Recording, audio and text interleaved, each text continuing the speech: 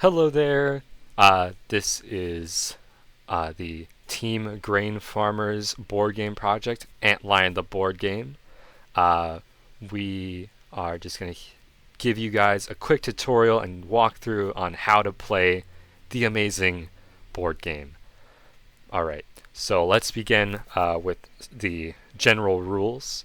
Your goal is you play as an ant in their anthill, and you must travel around the map to collect crumbs, which is displayed by these crumb counters. And then every time you get 10 and you return to your anthill, you can get a food point. Getting those food points means that once you have 10, you win. So it's a competition between you and the other ants, who are your other players at the table, to get that many food points. The main way that you interact with the game is through these nectar cards. This is your main way of moving and interacting with a lot of the different mechanics and challenges that you'll face as an ant. So nectar can be spent by tapping it, which is flipping it over. And in the case of movement, each time you tap, that's deciding how many tiles you'll move. So let's say I move twice. I can move 1, 2.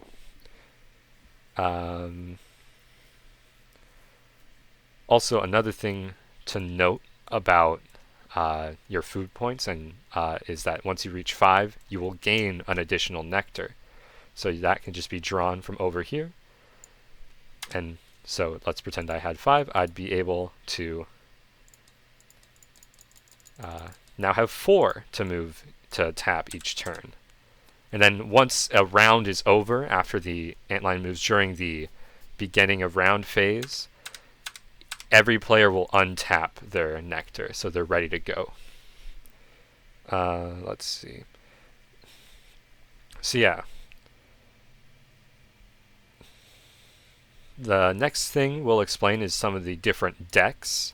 So during setup, players will take these action cards, and they will, draw, and they will be put in the shop. The shop is a place where you can exchange crumbs for these action cards that you can use during your turn. The listed price on the bottom here is how many crumbs it costs, and then, pardon me, a player can buy as many of these cards as they want on their turn until the shop is empty. Then once they end their shopping phase, they will fill in new cards for the next person. But so realistically, a player is limited to buying 3 cards per turn. Next up, we have the event cards down here. These are gained or are drawn when players land on an event tile, and they contain many different little scenarios or buffs or crumb gains for players to get. Lastly, or not quite lastly, next we have zone rush cards. These cards are drawn when you roll either a 3 or a 4 during the beginning phase, which we'll explain shortly. And they do a modifier or like a big event based on one of the zones throughout the Land of La'an. They will have a timer associated with them that counts down each round. Then afterwards, they go back in the deck, and the deck is reshuffled. Antlion cards are the last major group of cards. They get drawn when a player gets attacked by the antlion. We'll show how that works later on. This kind of works in a similar way to zone rushes, where once it's drawn and the effect on the card happens, it gets put back in the deck and reshuffled.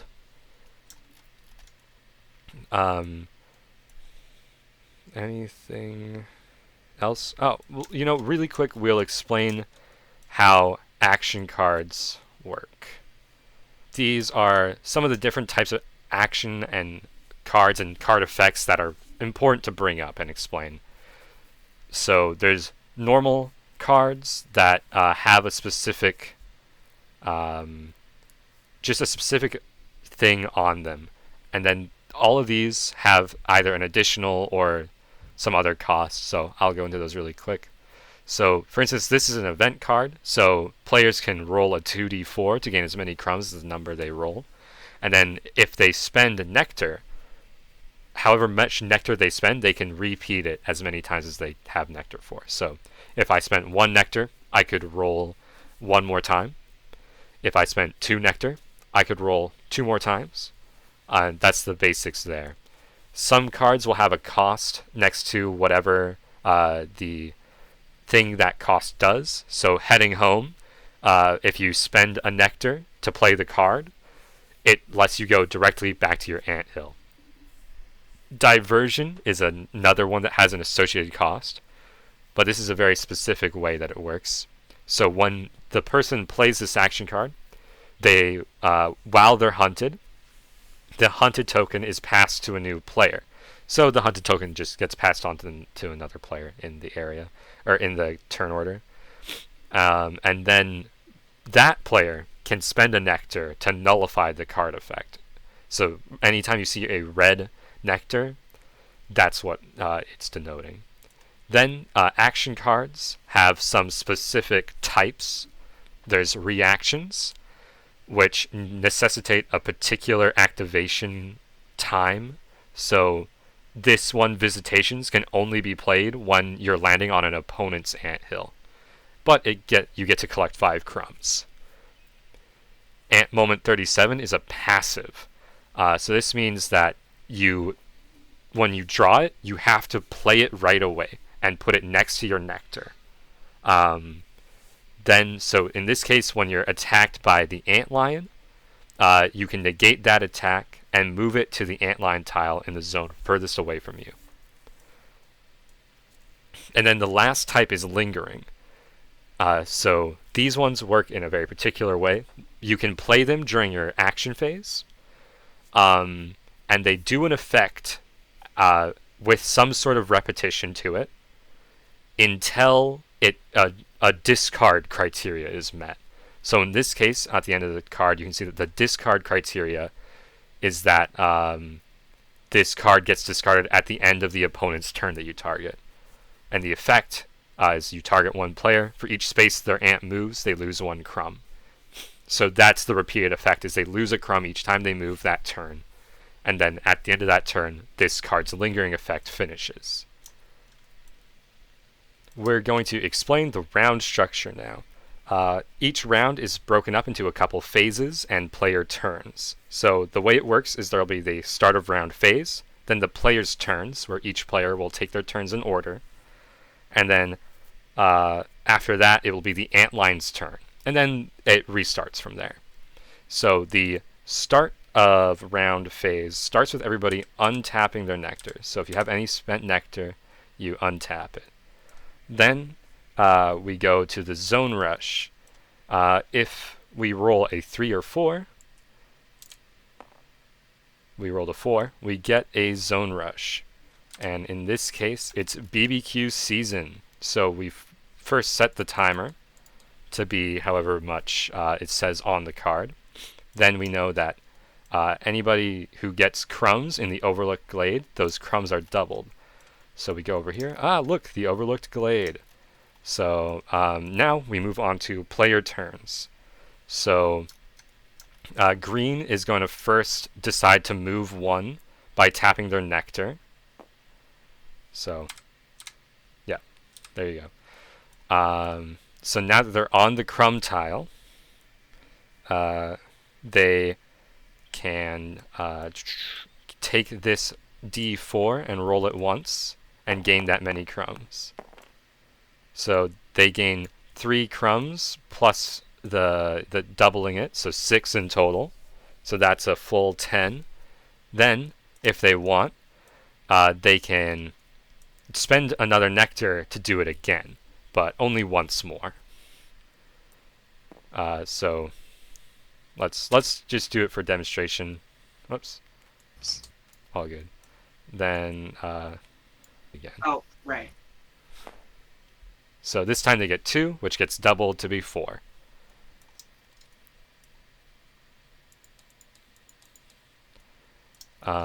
So then they have an action phase. They could either trade with some players, or they could use any action cards they have. But we're not going to use those right now. So then we move on to the next player's turn, which will be me. I'm the brown ant. So I'm going to decide to move, let's say, 2 spaces. So 1, 2. I'm going to go real close to the ant line because I want to get to that shop next turn. But for now, I want to get an event. So I pull an event card from the event deck. I flip it over. Ooh, a wise purchase. I may spend 2 crumbs to draw the topmost card from the action deck. So I'm going to do that. That's a really rare card. That's a really lucky draw. There's no reason not to.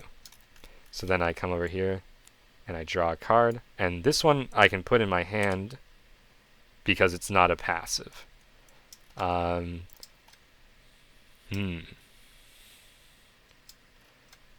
So I'll have to hold on to it. I can't use it during my action phase, but what I will do is I'll trade with someone really quick. I'm going to trade, I'm going to give blue 2 of my crumbs, and in exchange, I'm actually going to proposition a deal for blue. If they could go to the shop tile and purchase Antlion's blade to use it next turn, I have a good strategy. Oh, I forgot to throw the event card in the discard. After the event card is resolved, you discard it. So I don't know. Blue, do you want to take that trade? Yeah? Okay. So I'd take 2, and then there we go. So now it's blue's turn. They're going to tap some nectar to be able to go to the shop. And then they're going to come over here and they're going to purchase the Antlion's blade. They can put it in their hand and then they subtract the cost. And if they're done shopping, they pull a card from here to refill it.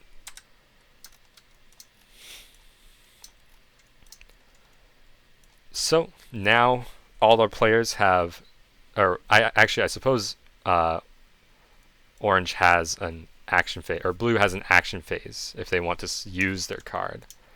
But I believe their main action card is a reaction.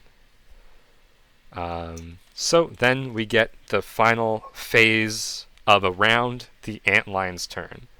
So none of us are hunted right now, so we have to decide on a hunted player. So it goes to whoever has the most food points. But me and Mikkel both have food points. So we're both going to roll the d4. Where did it go? There it is. And whoever scores the lowest will be attacked by the antlion. They will be hunted. So I'll go. Whoops. I rolled a 2. So then Mikkel goes. And they rolled 4. So I get hunted. So I take the hunted token and I put it next to my nectar. So now, the player with the least amount of food points, in this case it's blue, will control the antlion and will first they'll check the antlion's not in the same zone as the player who's hunted. So the antlion will teleport to that zone tile, that antlion tile in the zone. And then they'll roll the d4 to decide how much the antlion moves. In this case it's 2. And then they will immediately, attack me. I had some poor positioning, so now I'm being attacked by the antlion. So that means I have to go over here and draw a card from the antlion deck. So, swipe. So I have to lose 2d4 crumbs. So that means I rolled the dice twice, and then my nectar costs are increased by 1 next round. So I'll have to hold on to that so I know that my nectar costs are increased until the end of until the end of my next round, or the entire next round. And then also I will take the dice. I will roll it. 4. Ooh, 2. Ouch. So I lose all my crumbs. So then I take the swipe card, I put it back in the Antlion deck, and I reshuffle it. So lastly, if the Antlion attacks me, if they attack the hunted player, the hunted token gets removed. So no one is hunted anymore. And then the Antlion returns to the Antlion tile in its current zone. So it'll go back to its little Antlion tile and it won't be mad at me anymore. But I did take a devastating loss. And so then we start our next round with the start of round phase. Players will untap their nectar. And then we will take a look at the zone rush and go, yep, our zone rush is still active, but we take it down 1 turn. For the purpose of this demonstration, we will simply go down to 0, and then we take this card, we put it back in the deck, and we reshuffle it. So, now it is green's turn once again. They will tap 3 nectar, and so they can move all the way back to their anthill. And now that they're in their anthill, they can deposit crumbs and gain a food point. So they can take a food point from over here. And green, because they were able to reach the monumentous occasion, they've gotten their 10 food points, they win the game. So everybody give them a round of applause. And that's the generals of how you play Antlion the board game. I hope you enjoyed this walkthrough. I hope it was informative, and I hope you get to have as much fun playing the game as we had making it and playtesting it ourselves. Good luck, and have an excellent board game night.